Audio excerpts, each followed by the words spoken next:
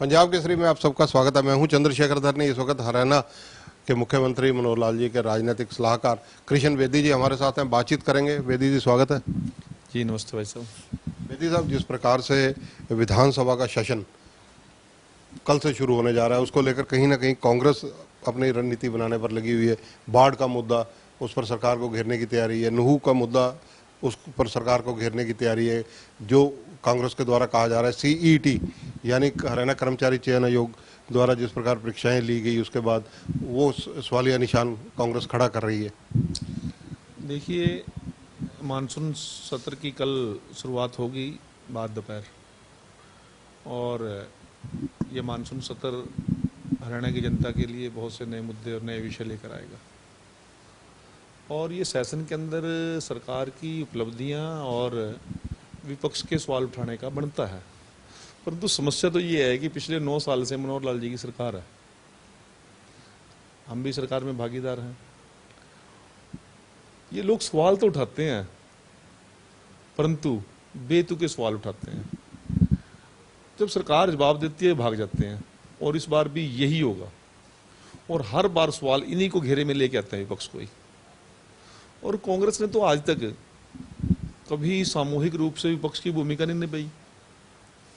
आज 9वां साल चल गया है, दूसरा कार्यकाल पूरा होने जा रहा है हमारा, केंद्र का भी और प्रदेश का भी।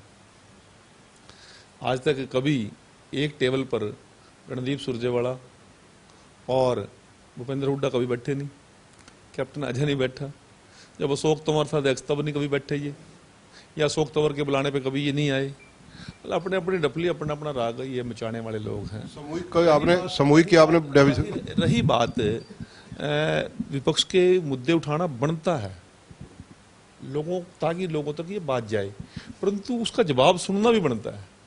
जब जवाब इनके अनुकूल नहीं है, इनके गले में जब फांस बनती है, तब ये भाग जाते हैं। तो मेरा निवेदन ये है विपक्ष के लोगों से कि आप सवाल उठाइए। बहुत तैयारी कर करके आते हैं, बड़ा शोर मचाते हैं, बड़े बयानबाजी करते हैं, परंतु विधानसभा के अंदर ये फुस हो जाते हैं। तो इसलिए आपका लोकतंत्र को जिंदा रखना विपक्ष की भी जिम्मेवारी है, सरकार की भी जिम्मेवारी है। तो जिस मुद्दे को ये उठाएं, उसको गंभीरता से सुने भी।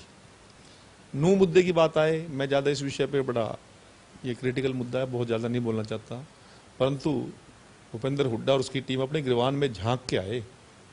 जिस प्रकार से उन लोगों पर आरोप लग रहे हैं, किस प्रकार से उन्होंने हरियाणा को तीसरी बारी भूपेंद्र सिंह हुड्डा की टीम ने जलाने का काम किया, वो छुपी हुई बात नहीं है। किस प्रकार के उसके लोग बयानबाजी करते रहे और लोगों को गुमराह कर रहे। मैं तो ये कहना चाहता हूँ कि आज रोहतक के अंदर कोई मुंह लगाने के लिए तैयार नहीं भूपेंद्र सिंह हुड्डा को। जाट आरक्षण की आगजनी में सरेआम नाम लिया लोगों ने, इनकी रिकॉर्डिंग पकड़ी गई, इनके बुरे हाल हुए। इसी प्रकार से किसान आंदोलन के अंदर भी ये लोग मुंह की खा के बैठे, और इसी प्रकार से नू के मामले में भी सरकार को बदनाम करने की योजनाएं बनाते रहते हैं। हम कहते हैं कि विपक्ष की भूमिकाएं क्रिएटिव होनी चाहिए, विरोधात्मक तो होनी चाहिए, परंतु एंटी नेशनल नहीं होनी चाहिए, एंटी सोसाइटी नहीं होनी चाहिए, समाज के विरोध में नहीं होनी चाहिए। बेदी साहब, जिस प्रकार से पिछले 15-16 साल का अगर आपने जो सामूहिक और कांग्रेस की तरफ इंडिकेट किया, जो टिप्पणी की, देखा जाए तो कहीं ना कहीं कांग्रेस ने दलित चेहरे को प्रदेश अध्यक्ष बनाया। जो अशोक तंवर हो, भले ही आज वो आम आदमी पार्टी में कुमारी शैलजा हों या अब उदय बांजी हों, तो कहीं ना कहीं दलित वोट बैंक आकर्षित करने की जो उनकी रणनीति है, उसको ब्रेक लगाने के लिए बीजेपी की रणनीति क्या है? देखिए, मैं तो बड़ी हंसी आती है। आज भूपेंद्र सिंह हुड्डा जी मुख्यमंत्री बनना चाहते हैं दलित वोटों को लेके। वो कहते जाट का तो मैं नेता हूँ, समाज का नेता नहीं कहते, वो एक कहते हैं, परंतु मुझे 80 वोट मिल जाएं, उदयवान के नाम पे मिल जाए, अशोक तंवर के नाम पर मिल जाए, गीता बुक्कड़ के नाम पे मिल जाए, फूलचंद मुलाना के नाम पर मिल जाए, परंतु सरकार में हिस्सेदारी 80 की नहीं होनी चाहिए। क्यों नहीं भूपेंद्र सिंह हुड्डा ये कहते हैं कि यदि कांग्रेस सरकार बनेगी तो उदयवान हमारा मुख्यमंत्री होगा? क्यों नहीं रणदीप सुरजा ये कहते हैं कि मैं शैलजा बहन भाई हैं, यदि हमारी सरकार बने तो मैं शैलजा का नाम प्रपोज करूंगा ना। वोट तो मिल जाए दलित की, शैलजा के नाम पर मिल जाए, अशोक तंवर के नाम पर मिल जाए, उदय बांजी के नाम पर मिल जाए, गीता बुक्कड़ जी के नाम पर मिल जाए, जयवीर वाल्मीकि के नाम पर मिल जाए, और शकुंतला खट्टर के नाम पर मिल जाए, परंतु मुख्यमंत्री हम हो क्यों? एकाधिकार है क्या? वो भी तो कांग्रेस के पदाधिकारी हैं, कार्यकर्ता हैं, वर्षों वर्षों से उनके शैलजा के परिवार ने भी तो कांग्रेस की सेवा की है। उदय बांजी की भी शायद दूसरी तीसरी पीढ़ी सेवा कर रही है कांग्रेस की। इसी प्रकार से कलानौर से विधायक है, उसका परिवार की तो वर्षों से सेवा कर रहा है कांग्रेस की। ये कोई इनके कोई नाम की प्लेट लगी हुई है कि मुख्यमंत्री यही हो सकते, यही मुख्य हरियाणा चला सकते हैं? जिस प्रकार से मैं इनको लोगों को सतर्क करना चाहता हूं, जो बहुत से लोग मेरे वर्ग के भी हैं, एससी वर्ग के भी हैं, बैकवर्ड के भी हैं, बस शैलजा के हमारी नेता है। शैलजा नेता तो है, शैलजा को नेता कौन हुड्डा तो नहीं मानता।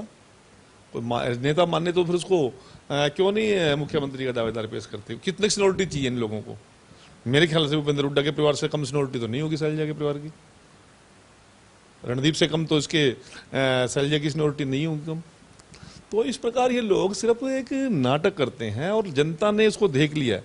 और आज इस प्रकार के अनुसूचित जाति वर्ग के हित के लिए मनोहर लाल जी की सरकार ने काम किया, चाहे बैकलॉग पूरा करने की बात थी, चाहे संतों को, हमारे अनुसूचित जाति के सभी संतों महापुरुषों के जयंती समारोह मनाने की बात थी, चाहे हमारे नाम भगवान वाल्मीकि के नाम पर यूनिवर्सिटी बनाने की बात थी, चाहे सफाई कर्मचारियों को बहुत सी राहतें देने की बात थी, संत शिरोमणि रविदास जयंती सरकारी मनाने की बात थी, संत शिरोमणि कबीर जयंती, अम्बेडकर जी की जयंती।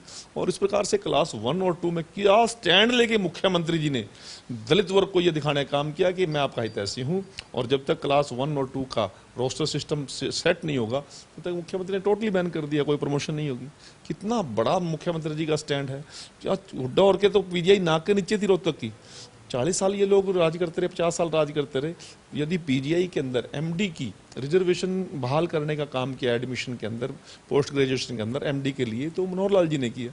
ये इस प्रकार के जो करणीय काम है, जो एक समाज को नई दिशा देने वाली, ताकत देने वाले काम है, वो तो मनोहर लाल जी करे। ये सिर्फ वोट की मलाई चाटना चाहते हैं। ऐसे ही इतना समाज भोला भाला नहीं रहा है। और मैं तो शैलजा जी को भी कहता हूँ, क्यों किसी के पीछे लग के आप अधिकार कर? यदि आप पर नेतृत्व क्षमता है, आप प्रदेश अध्यक्ष रहे हैं, केंद्र में आप राष्ट्रीय महामंत्री हैं, तो क्यों नहीं आप अपनी दावेदारी पेश करते? यदि वो अपनी दावेदारी पेश करे तो कोई बात भी बने। लोगों के लिए हमारा समाज कब तक वोट देता रहेगा? शैलजा सुरजेवाला और किरण चौधरी, जिस तरह से इस तिकड़ी ने कांग्रेस के अंदर एक हलचल मचाई हुई है, हलचल विशेष रूप से अगर देखा जाए तो कांग्रेस का जो दूसरा खेमा, जिसमें नेता प्रतिपक्ष चौधरी भूपेंद्र सिंह हुड्डा, दूसरा उदय भान जी जो प्रदेश अध्यक्ष हैं, पैरेलल मीटिंगें हो रही हैं, पैरेलल प्रेस कॉन्फ्रेंसेज हो रही हैं, चाहे वो विधानसभा सेशन को लेके हो, आज भी ऐसे ही देखने को मिल रहा है। विपक्ष की फूट जग जाहिर है। विपक्ष की भूमिका ये मजबूती से निभा ही नहीं पा रहे ना। इनके पास मुद्दा है सिर्फ एक लोगों को गुमराह करने का फार्मूला। मुख्यमंत्री मैं बनूंगा, मुख्यमंत्री जब बनोगे जब 45 आओगे, अभी तो 45 के आसपास भी नहीं हो आप लोग। 31 आए थे, 31 में से फिर 30 रह गए, 30 में से फिर वोट पता नहीं कहाँ कहाँ राज्यसभा में डालते हैं, कौन किसकी डालता है, कोई है क्या इनका वाली वारिस? कोई केंद्र में इनका वाली वारिस नहीं है। अब मैं आपको पूछना चाहता हूँ, ये कहते हैं कि हम इंडिया इन्होंने बनाया है, अब क्या केजरीवाल जी हरियाणा में आम आदमी पार्टी का मुख्यमंत्री का चेहरा विड्रा करेंगे क्या? कल मैं सुन रहा था अनुराग डांडा उनका कोई नेता है, वो पानी पी पी के कोस रहा था भूपेंद्र सिंह हुड्डा को, वो सुरजेवाला को भी पेल रहा था, वो जितने भी पक्ष के लोग उन सबको ठोक रहा था। अब वहां तो बना लिया उन्होंने गठबंधन। बिहार में जाके एक मीटिंग कहीं वहां पे हैदराबाद में भी कराई, कर्नाटक में जाके कराई, बेंगलुरु में। अब यहाँ आके वो अलग अलग बयानबाजी दे रहे हैं। अब मेरे को समझ नहीं आ रहा है ये कौन सी रणनीति पे चुनाव लड़ेंगे, कहाँ की रणनीति पे चुनाव लड़ेंगे। और आखिरी भविष्यवाणी में एक और कर दूं, भूपेंद्र सिंह हुड्डा अन्य मुख्यमंत्रियों का जो इतिहास हरियाणा में कांग्रेस का रहा है, चाहे चौधरी बंसीलाल जी का रहा है, चौधरी राव वीरेंद्र सिंह जी का रहा है ना, हाँ वीरेंद्र सिंह जी का रहा है, और इसी प्रकार से भजन लाल जी का रहा है, भूपेंद्र हुड्डा भी इस लोकसभा चुनाव से पहले पहले कांग्रेस को अलविदा कहेगा। उसका एक सैंपल उन्होंने हिसार विपक्ष आपके समक्ष कार्यक्रम में दे दिया, और नीचे तक नहीं ऊपर तक खलबली मची हुई है, क्योंकि भूपेंद्र सिंह हुड्डा को लगता है कहीं भी इस तिगड़ी के मुकाबले में मैं कांग्रेस में ठहर नहीं पाऊंगा। मैंने बिल्कुल स्पष्ट शब्दों में दोबारा बोल रहा हूँ, लोकसभा चुनाव से पहले भूपेंद्र सिंह हुड्डा को कांग्रेस छोड़ देगा। वैसे तो मुख्यमंत्री मनोहर लाल जी हर सेशन के अंदर खुद ही सक्षम है और हर चीज़ का बेहतरीन जवाब देते हैं जो विपक्ष उठाता है।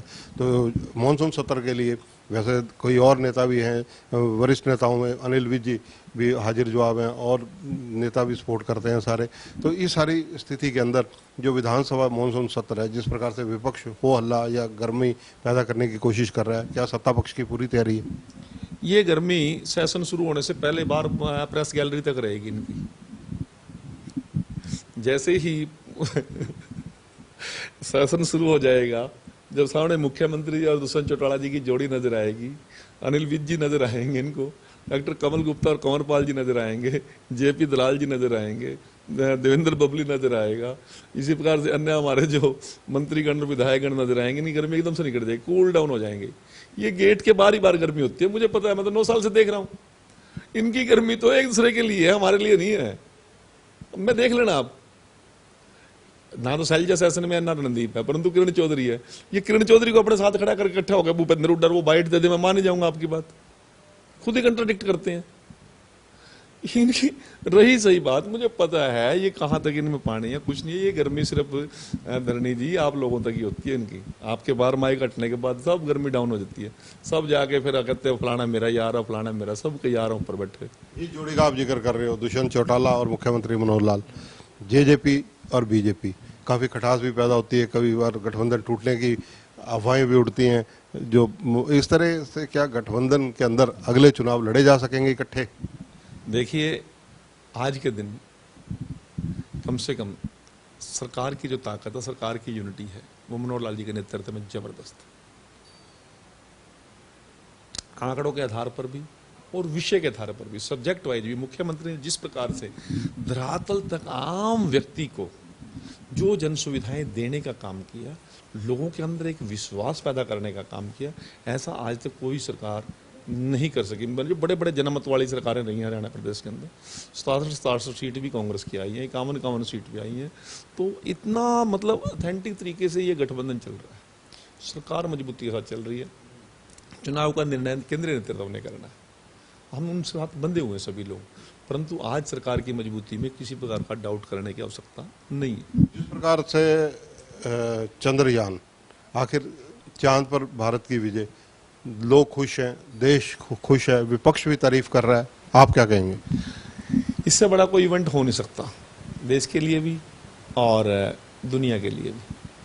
जो चीज़ें वहाँ से चंद्रयान भेजेगा वो केवल अकेले भारत के लिए तो नहीं काम आएंगे, पूरी दुनिया को एक नया रास्ता दिखाने का काम किया, परंतु पहल मेरे देश ने की है। जिसके ऊपर एक ब्लेम लगाया जाता था, ये तो सपेलों और झाड़ फूंक वालों, संतों का, मुनियों, इस प्रकार के वो लोग आरोप लगाते थे, परंतु आज केंद्रीय मजबूत नेतृत्व ने, देश के प्रधानमंत्री जी ने एक इतनी बड़ी लाइन खींच दी है, जिस लाइन को टच करने की कोशिश रसिया भी करता है, चाइना भी करता है, अमेरिका भी करता है, पूरी दुनिया करना चाहती है। और आज दुनिया की 5वीं महाशक्ति और आने वाले दिनों के अंदर हम 3री महाशक्ति बनने जा रहे हैं। उस 3री महाशक्ति बनाने में चंद्रयान का जो कल सेफ लैंडिंग हुई है, जो एक दुनिया को भाव विभोर करने वाला जो क्षण था, प्रधानमंत्री जी को आपने सुना किस प्रकार से पूरी दुनिया को उन्होंने बधाइयाँ दी हैं, पूरी दुनिया को एक नया रास्ता दिखाने की बात कही है, तो अवश्य ही हमारा सबका गौरव बना है। तो आप किसको बधाई देंगे इस मामले में? मैं देश के प्रधानमंत्री के नेतृत्व में, मेरे देश की केंद्र की सरकार ने और जिन वैज्ञानिक साथियों ने लगातार एफर्ट्स करे, और सबसे बड़ी बात यह है, जब राजा सच्चा और ईमानदार हो, देशभक्त हो, उसके नेतृत्व में चारों तरफ खुशी का माहौल बनता है। देश के प्रधानमंत्री ने ईमानदारी के साथ देश को मजबूत दिया, वैज्ञानिकों को भी एक साहस देने का बात किया। मेरे लिए तो सबसे बड़ी खुशी की बात है कि सारा का सारा चंद्रयान का जितना भी पार्ट्स हैं वो इंडियन है टोटल।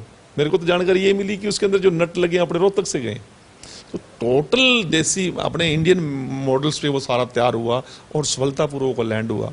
मैं करोड़ों करोड़ों देशवासियों को बधाई देता हूँ, और वहाँ से नई नई जानकारियाँ हमें मिलेंगी, आने वाली पीढ़ियों को मिलेंगी। लंबे समय तक देश की विज्ञान में भारत का वर्चस्व रहेगा दुनिया के अंदर, और हम जैसे सौभाग्यशाली लोग उस इवेंट को अपने आंखों से देख सके। धन्यवाद कृष्ण बेदी जी। तो ये हैं कृष्ण बेदी, जिन्होंने कहा कि चंद्रयान का जिस प्रकार से सेफ लैंडिंग हुआ, ये भारत के लिए गौरव की बात तो है, लेकिन इसका श्रेय देश के प्रधानमंत्री नरेंद्र मोदी वह उनकी सोच को जाता है। सेकंड बात इन्होंने विधानसभा सेशन को लेकर कही कि जब कांग्रेस में आपसी एकता कहीं भी नहीं है, कांग्रेस के जो नेता हैं, चेहरे हैं, विधानसभा के अंदर तो ना सुरजेवाला है, ना कुमारी शैलजा हैं, जो अंदर है वो केवल किरण चौधरी और भूपिंदर सिंह हुड्डा कभी एक साथ खड़े नजर नहीं आते और एक साथ कभी संबोधित नहीं करते। राजनीतिक कटाक्ष भी इन्होंने किया है कि ये लोग केवल मीडिया गैलरी तक आकर अपने सुर्खियां बटोरने के लिए इकट्ठे नजर आ सकते हैं, लेकिन अंदर सदन के ये गूंगे हो जाते हैं। कैमरामैन संजय सिंह के साथ चंद्रशेखर धरनी, पंजाब केसरी टीवी, चंडीगढ़। हमसे जुड़े रहने के लिए हमारे YouTube चैनल को सब्सक्राइब करें और नई वीडियो की नोटिफिकेशन के लिए बेल आइकॉन को दबाएं। अगर आप ये वीडियो Facebook पर देख रहे हैं तो लाइक जरूर करें और ज्यादा से ज्यादा शेयर करें। धन्यवाद।